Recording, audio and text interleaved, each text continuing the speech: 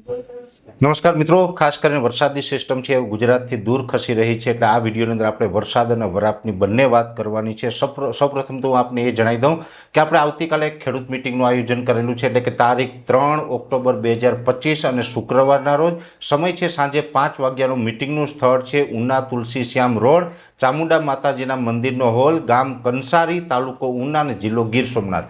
આ ખેડૂત મિટિંગની અંદર આપણે હવામાન અને ઝેરમુક્ત ખેતી વિશેની ચર્ચા કરીશું, તો દરેક ખેડૂત ભાઈઓના મિટિંગમાં પધારવા માટે મારું ભાવભર્યું આમંત્રણ છે। હવે ખાસ કરીને જે વરસાદનો રાઉન્ડ છે, આમ તો 28 તારીખથી વરસાદનો રાઉન્ડ ચાલુ થયો અને 28થી લઈને 2 ઓક્ટોબર સુધીની આપણી જે વરસાદની આગાહી હતી, આજે 2 ઓક્ટોબર થઈ ચૂકી છે અને આ જ દિવસ સુધી અનેક વિસ્તારમાં વરસાદ પડ્યો છે। જો કે આપણે ગઈકાલે પણ જણાવ્યું હતું કે હવે બીજા વિસ્તારમાં વરસાદની તીવ્રતા ઘટશે, જેમાં ગીર સોમનાથ, જૂનાગઢ, પોરબંદર, દ્વારકા, જામનગર, કચ્છના ભાગો છે, આમાં હજુ વરસાદની તીવ્રતા જોવા મળશે। એ મુજબ આજે વરસાદની તીવ્રતા પણ જોવા મળી છે અને આજે અનેક જગ્યાએ સામાન્ય કરતાં વધારે વરસાદ નોંધાયો છે અને અત્યારનો જે વરસાદ છે, આમ તો અત્યારે મંડાણી વરસાદ હોવો જોઈએ। અત્યારના વરસાદ છે ગાજવીજ સાથે જ્યાં પડે ત્યાં 1 કલાક માટે પડે અને પછી સીધું વાતાવરણ ખુલ્લું થઈ જાય, આ પ્રકારના વરસાદો જનરલી આપણે સપ્ટેમ્બર એન્ડ અને ઓક્ટોબરના પહેલા અઠવાડિયામાં હોય, પણ આ વર્ષે જે આ વરસાદ છે અષાઢ મહિના જેવો વરસાદ છે, અલગ પ્રકારનો વરસાદ છે,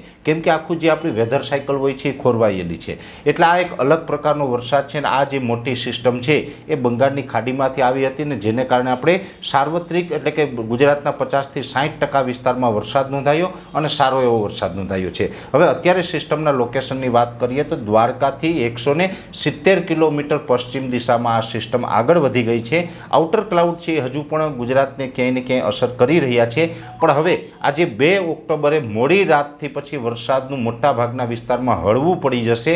હવે આવતીકાલે 3 તારીખ છે, તો 3 તારીખથી પછી આપણે વરસાદ છે એ છૂટાછવાયા ક્યાંય ઝાપટા પડે એ અપવાદરૂપ રહેશે। બાકી અત્યાર સુધી જે 28 તારીખથી લઈને આજે 2 ઓક્ટોબર સુધી જે વરસાદ પડ્યા એવા વરસાદમાંથી હવે આપણે મુક્તિ મળવાની છે આવતીકાલથી। એટલે આમ જોવા જઈએ તો કહી શકાય કે જે મોટી સિસ્ટમ પસાર થઈ હોય તો સ્વાભાવિક છે કે એવડી મોટી સિસ્ટમ પસાર થઈ હોય ને આજે 2 ઓક્ટોબરે આ રાઉન્ડ પૂર્ણ થતો હોય તો જરૂરી નથી કે 3 ઓક્ટોબરથી સીધો જ તડકો નીકળી જાય, જેમ આપણે કાર લઈને જતા હોય જેમ હેન્ડ બ્રેક મારીએ અને ગાડી સીધી ઊભી રહીએ, એવું તો બનવાનું નથી, કેમ કે આ જે મોટી સિસ્ટમ પસાર થઈ છે એને કારણે અમુક જે 850 HPA લેવલે ભેજ હોય, અમુક જે લેયર હોય એની પાછળ છૂટી ગઈ હોય, એને કારણે આવતીકાલે 3 તારીખથી લગભગ 24-36 કલાક સુધી છૂટાછવાયા ઝાપટા નોંધાઈ શકે છે। પણ હવે મોટા વરસાદની આપણે જે કોઈ ભીતિ હતી એ ભીતિમાંથી મુક્ત થયા છે। આજે આ રાઉન્ડ પૂર્ણ થાય છે, આવતીકાલથી રાજ્યના ઘણા ખરા વિસ્તારો છે એ ખુલ્લા પણ થઈ જશે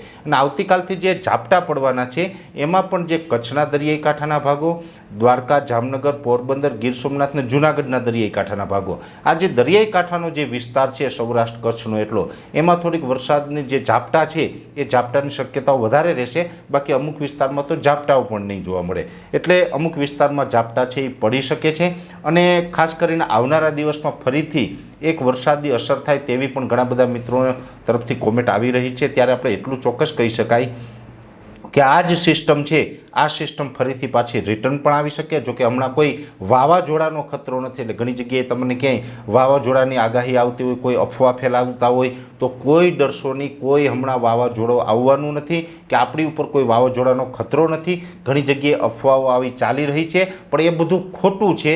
ગુજરાત ઉપર કોઈ વાવાઝોડું હાલ આવવાનું નથી, એટલે એનાથી કોઈ ડરતા નહીં। બીજું નેક્સ્ટ હવે પછી વરસાદની વાત કરવા જઈએ તો આમ તો આવતીકાલે 3 તારીખથી ધીમે ધીમે પછી ફરીથી પાછું ચોમાસાની વિદાયની શરૂઆત થઈ શકે છે, પણ આ વચ્ચે પહેલું જે માવઠું કહી શકાય એ પહેલું માવઠું લગભગ આપણે 7 અથવા તો 8 ઓક્ટોબરથી શરૂ થઈ શકે છે। જો કે 7-8 ઓક્ટોબરથી જે વરસાદની શક્યતાઓ છે એ પણ માત્ર 2 દિવસ હશે, લગભગ 7 તારીખે ચાલુ થાય અથવા 8 તારીખે ચાલુ થાય, 7, 8 અને 9 એમ 3 દિવસ સુધી છૂટાછવાયા હળવા મધ્યમ ઝાપટાઓ જોવા મળશે।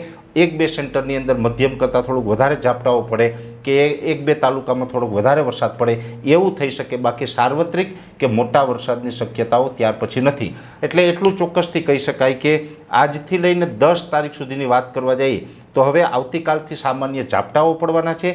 ખાસ કરીને ઝાપટાની તીવ્રતા અને થોડુંક માવઠા જેવો માહોલ છે એ 7, 8 અને 9 તારીખ દરમિયાન જોવા મળે. ત્યાર પછીથી ફરીથી પાછું વાતાવરણ છે એકદમ ખુલ્લું થઈ જાય અને તડકા પડવાનું ચાલુ થઈ જાય તેવી શક્યતાઓ છે. એટલે આખું સંપૂર્ણ વેધર વિશેનું મેં આપને આ વિડીયોની અંદર માહિતી આપવાનો પ્રયત્ન કર્યો છે. આવતીકાલે વધુ એક સારી માહિતીનો વિડીયો બનાવીને આપના સુધી માહિતી પહોંચાડવાનો પ્રયત્ન કરવાના છે. અત્યારે આ વિડીયોની અંદર એટલું જ. દરેક મિત્રોને વિનંતી રહેશે કે વિડીયોને લાઈક આપીને દરેક ગ્રુપમાં શેર કરી દેવો. તમે અમને યુટ્યુબ ઉપર જોઈ રહ્યા હોય તો યુટ્યુબ ચેનલને સબસ્ક્રાઈબ કરવી, અને જો તમે અમને ફેસબુક ઉપર જોઈ રહ્યા હોય તો ફેસબુક પેજને ફોલો કરજો. નમસ્કાર.